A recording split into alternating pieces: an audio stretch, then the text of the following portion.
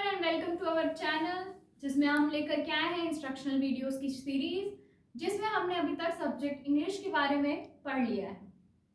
तो चलिए हम कुछ इंस्ट्रक्शंस जो हमें हिंदी में पढ़ाने के लिए उपयोगी हैं उनके बारे में जान लेते हैं। तो सबसे पहला हमारा टॉपिक है वर्णमाला। ये आप सभी लोग जानते हैं कि वर्णमाला हिंदी का बहुत ही महत्वपूर्ण हिस्सा या क्रूशियल पार्ट है। इसको पढ़ाते समय हमें कुछ बातों को ध्यान में रखना पड़ता है। जैसे जब शिक्षक वर्णमाला पढ़ाए क्लास नर्सरी टू केजी 2 तक, उसे पहले बच्चों को अक्षर ज्ञान कराना आवश्यक है। अक्षर ज्ञान हम टीएलएम्स की मदद से करा सकते हैं कि आप बोर्ड में भी लिख सकते हैं, ड्राइंग्स का इस्तेमाल कर सकते हैं, कुछ प्रोजेक्टर्स का इस्तेमाल कर सकते हैं, या उनके आसपास जो भी चीजें उस शब्द से, उस अक्षर से रिलेटेड है, उनको आप बता सकते हैं। इसके अलावा वर्णमाला पढ़ाने के लिए आपको स्वर और व्यंजन बच्चों को अलग अलग समझाना होगा।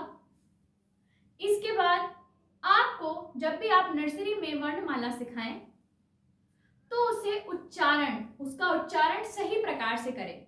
जैसे अ, आ, यानी अ मतलब छोटा, आ मतलब बड़ा। इस प्रकार से आपके उच्चारण क्लियर होने चाहिए, साफ साफ सुनाई देने चाहिए। साथ ही आप बच्चों को बोर्ड में लिख करके बताएंगे। लिख करके बताने का मतलब उनको 2 लाइन का या हिंदी की कॉपी में लिखने का तरीका समझाएंगे कि आपको कहाँ से किस तरीके से आ को शुरू करके कहाँ पे उसको खत्म करना है। शिरोरेखा के बारे में जरूर बताएंगे। शिरोरेखा वो रेखा होती है जो हम अक्षर के ऊपर लगाते हैं। हिंदी को किस प्रकार से पढ़ाना है उसकी वीडियो को देखने के लिए आप डिस्क्रिप्शन में जा सकते हैं। साथ ही जब आप हिंदी पढ़ा रहे हो तो बनावट का ध्यान रखेंगे, यानी करेक्ट फॉर्मेशन ऑफ लेटर्स। चाहे वो हिंदी हो या इंग्लिश, आपको लेटर्स का फॉर्मेशन करेक्ट रखना है। इसके अलावा आपको ओरली बच्चों को पढ़ाना है। उसको पढ़ाने के लिए आप क्लास में प्रोजेक्ट या चार्ट पेपर की हेल्प से स्वर और व्यंजन यानी पूरी वर्णमाला को लिखवा सकते हैं। क्योंकि आप नर्सरी, एलकेजी, यूकेजी की बात कर रहे हैं तो हमें खुद ही वो चार्ट पेपर बनाना पड़ेगा ताकि हम उसमें पॉइंटर रख के एक एक अक्षर को पढ़ा सकें। इसके अलावा आप बोर्ड का भी इस्तेमाल कर सकते हैं। बोर्ड में आप एक एक अक्षर लिखें और उसे पॉइंटर की मदद से पढ़ा दें। लिखने का तरीका आपको अच्छी तरीके से आना चाहिए। जैसे स्वर को हम पहली पंक्ति में 4 स्वर लिखते हैं, फिर दूसरी पंक्ति में 5 और तीसरी पंक्ति में फिर से 4 अक्षर लिखते हैं। ये होता है करेक्ट फॉर्मेशन। इसके बाद जब हम व्यंजन लिखते हैं तो पहले की जो 5 पंक्तियां होती हैं उसमें 5-5 अक्षर आते हैं। इसके बाद की 3 पंक्तियों में 4-4 और इसके बाद 2 वर्ण आते हैं। तो इस वर्णमाला को आपको इसी तारतम्य में, इसी क्रमानुसार आपको सिखाना है। साथ ही आपको बोर्ड में बड़े आकार के शब्दों को सिखाना है, उनसे रिलेटेड पिक्चर्स बनानी है और पॉइंटर्स रखकर उसका सही उच्चारण भी करना सिखाना है। आपको बच्चों को स्वर और व्यंजन को कंठस्थ कराना है, यानी जब आप स्वर पूछें तो उसकी गिनती के सहित बच्चों को उसे बोलते भी आना चाहिए। इसमें आप विभिन्न एक्टिविटीज भी करवा सकते हैं, कई प्रकार की गतिविधियों को भी सम्मिलित कर सकते हैं, जिससे आपका वर्णमाला का चैप्टर थोड़ा इंटरेस्टिंग हो सके। तो ये था हमारा वर्णमाला का चैप्टर। अब हम अगले चैप्टर में चलते हैं। तो हमारा अगला टॉपिक है 12 खड़ी। तो ये जो 12 खड़ी होती है, इसको सिखाने के लिए हमें किन निर्देशों का पालन करना होता है या किन इंस्ट्रक्शंस की मदद से हम इस 12 खड़ी को बना सकते हैं या पढ़ा सकते हैं। तो सबसे पहली चीज जो हमें बच्चों को बतानी है वो ये कि मात्राएं उन्हें मौखिक रूप से याद होनी चाहिए। मात्राएं कैसे याद होंगी? जब आप उन्हें स्वर वर्णमाला में जो हमने पढ़ा उसका सही उच्चारण सिखा देंगे, सही तरीका सिखा देंगे, तो इस प्रकार से आप उन्हें मात्रा लगाना सिखा सकते हैं, मात्राएं बता सकते हैं। पहले मौखिक रूप से उसको क्लियर कर दें। जब बच्चों को मौखिक रूप से ये सारी मात्राएं याद हो जाए तो उन्हें कॉपी में लिखने का तरीका बताएं, उनसे बार बार ओरली पूछना है, ओरली उन पे ध्यान देना है। मात्रा लगाने की सही विधि के बारे में आप सभी को भी पता होना चाहिए। उसके लिए आप मेरी वीडियो की हेल्प ले सकते हैं जिसका लिंक डिस्क्रिप्शन में है। इसके अलावा आपको उसकी सही विधि देखनी है और बच्चों को भी प्रेरित करना है कि वो उसे मात्रा को सही तरीके से लगा सकें। इसके अलावा कुछ वर्णों की मात्रा 12 खड़ी नहीं बनती, इसके बारे में भी बताएं। कुछ वर्णों में जैसे रा, उसमें उ और उ की जो मात्रा होती है उसमें अंतर बताएं। ऐसा करना क्यों आवश्यक है? ताकि बच्चा जब लिखे तो उसे लिखने में कोई परेशानी ना हो सके। यदि बच्चा एक बार 12 खड़ी सीख जाता है तो वो शब्दों को जोड़ करके आसानी से लिख और पढ़ सकता है। इसलिए हमें 12 खड़ी का ज्ञान देना बहुत आवश्यक है। तो आप समझ ही गए होंगे कि हम 12 खड़ी को बार बार ओरल रूप से, मौखिक रूप से करा सकते हैं। इस प्रकार से हमें 12 खड़ी बच्चों को पढ़ानी है।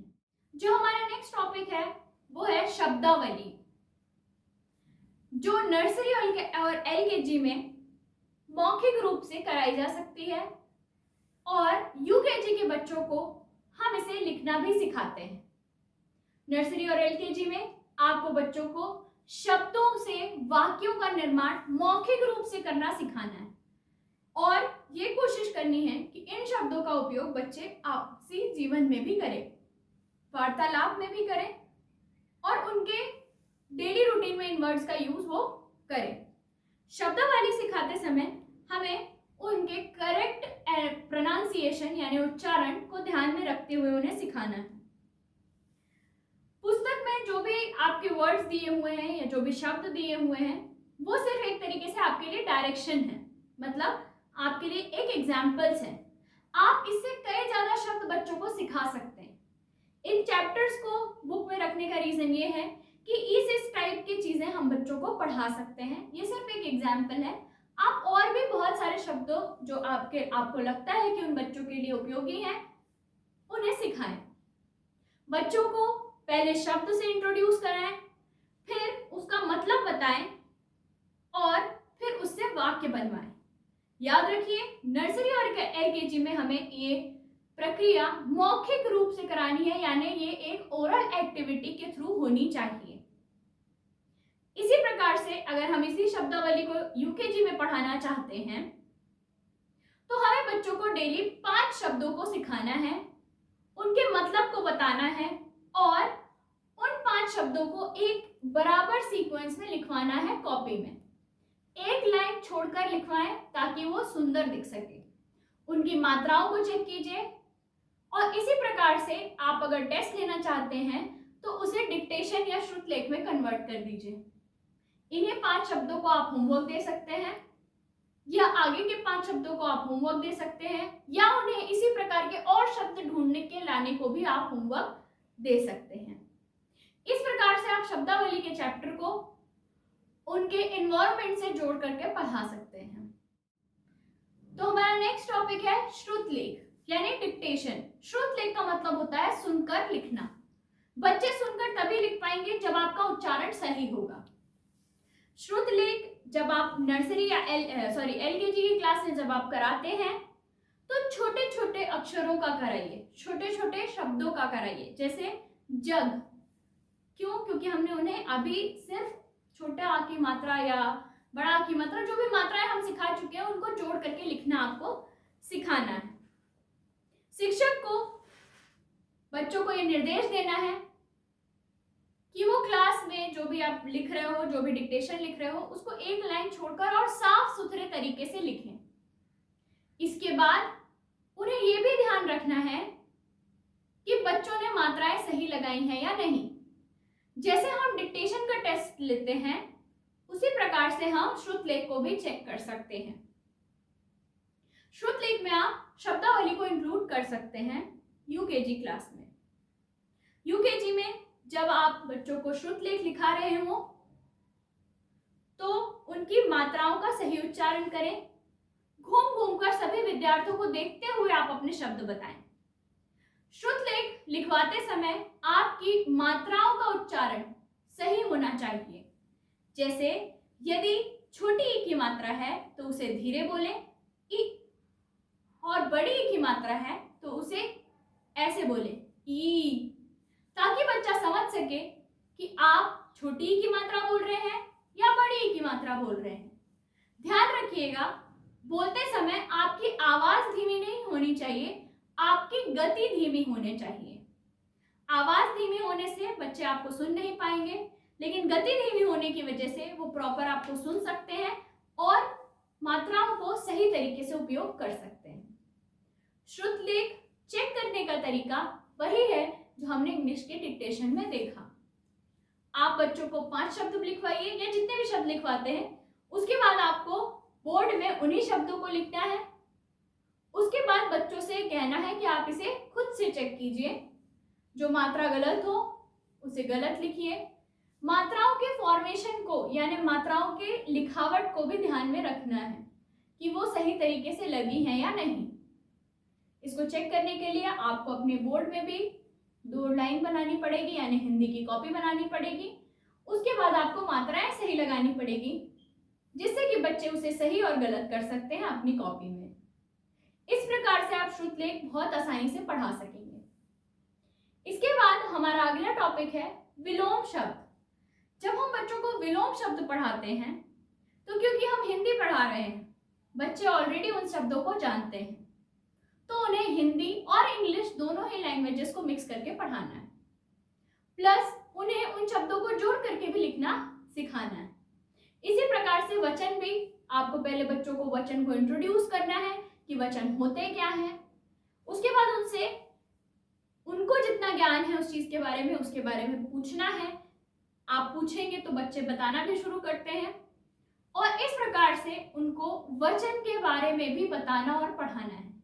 याद रखिए कि विलोम, वचन, जेंडर यानी कि लिंग, ये पढ़ाते समय आपको बोर्ड में टेबल का फॉर्मेशन करना है। टेबल फॉर्म करके आप जो भी 5 शब्द पढ़ा रहे हैं उनको पढ़ाइए, पॉइंटर रख रख के पढ़ाइए और वाइस वर्सा पढ़ाइए। यानी जैसे मोटा, फैट, पतला, थिन, दैट मीन्स मोटा का पतला, फैट का थिन। तो ये मैंने आपको विलोम शब्द का एक एग्जाम्पल बताया है। आप मेरी वीडियोस की डिस्क्रिप्शन में जा सकते हैं, उसमें आपको हिंदी किस तरीके से पढ़ाना है उसको आप देख सकते हैं। तो ये थी हमारी आज की video, instruction for Hindi subject. We will come soon and bring us more instructional video to all of you. Thanks for watching this. Thank you.